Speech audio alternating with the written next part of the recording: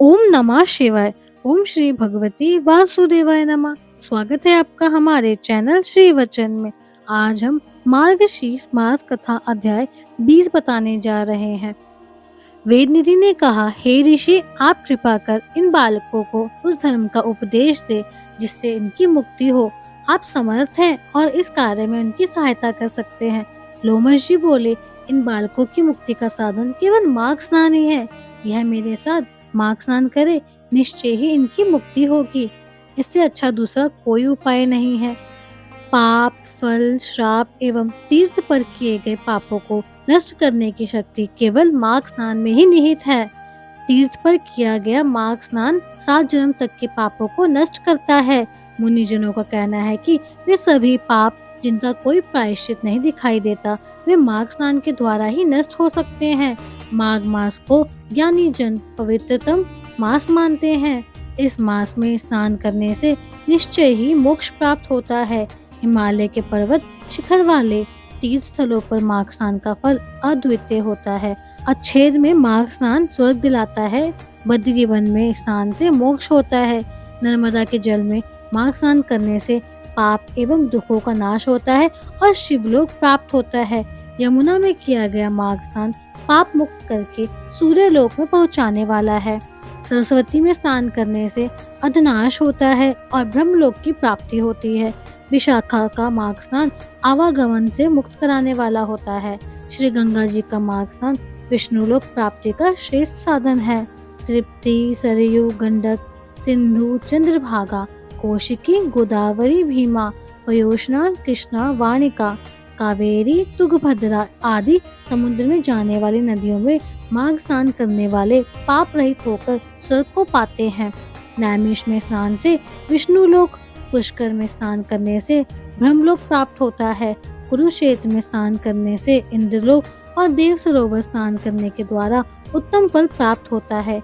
हे विप्र, मकर के सूर्य होने पर माघ मास में स्नान करने से रुद्रगण और देविकी नदी के स्नान से देवताओं की देह प्राप्त होती है। गोमती स्नान से मोक्ष एवं हेमकुट, महाकाल, ओमकार, उमरेश्वर, नीलकंठ, अबुध आदि में स्नान द्वारा रुद्रलोक प्राप्त होता है। माघ नदियों के संगम पर स्नान करने से जो पुण्य में लाभ होता है वह सबसे श्रेष्ठ है। प्राणियों की सभी कामनाएं पूर्ण होती हैं। प्रयागराज का माघ स्नान तो बड़े ही भाग्य से प्राप्त होता है। इसके प्रभाव से प्राणी आवागमन के बंधन से मुक्त हो जाता है। जो 3 दिन भी माघ स्नान कर लेते हैं वह महापातकी होने पर भी नरक में नहीं जाते। प्रयागराज में माघ स्नान करने वाले सकल सिद्धियों और संपदा को प्राप्त करते हैं। उसके द्वारा राज सूर्य यज्ञ से भी अधिक फल प्राप्त होता है। हे विप्र, एक समय अवती नगर में वीरसेन नामक राजा हुआ। उसने नर्मदा के तट पर राज सूर्य यज्ञ किया और 16 अश्वमेध यज्ञ भी किए। उसने बहुत सा सोना और अन्न दान भी किया। उसने सहस्त्र गौ ब्राह्मण को दान दिया। उसके ही राज्य में समस्त धर्मों से त्यागा भद्रकी नामक एक मूर्ख दुराचारी ब्राह्मण था। वह कुलहीन था और खेती करता था। कुछ दिनों बाद जब उसका मन खेती में नहीं लगा तो वह आलसी बनकर घर में रहने लगा। तब क्रोध करके भाइयों ने उसे घर से निकाल दिया। तब वह भूखा प्यासा रहकर इधर उधर घूमने लगा और वह प्रयागराज पहुंच गया। उसने माघ एकादशी त्रिवेणी सहित 3 दिन स्नान किया। उसके समस्त पाप नष्ट हो गए और उसकी गणना उत्तम ब्राह्मणों में होने लगी।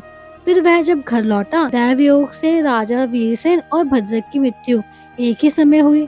उन दोनों की गति स्वर्ग में मैंने देखी है।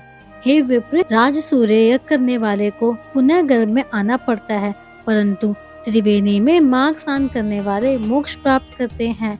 वह पवित्र जल सभी पापों को नष्ट करने वाला है। विद्वानों का कथन है कि स्नान करने वाले समस्त पापों से मुक्त होकर उत्तम गति को प्राप्त करते हैं। अब मैं तुम्हें एक पुरातन इतिहास सुनाता हूँ। इसके सुनने से पिशाच योनि में गंधर्व कन्याओं और तुम्हारे पुत्र को सुनने पर महान लाभ होगा। धन्यवाद। यह अध्याय हमारा यहीं समाप्त होता है। इसके आगे की कथा हमारे 21वें अध्याय में है। अगर आपको वीडियो पसंद आई तो वीडियो को लाइक करें, शेयर करें और सब्सक्राइब करें हमारे चैनल श्री वचन को।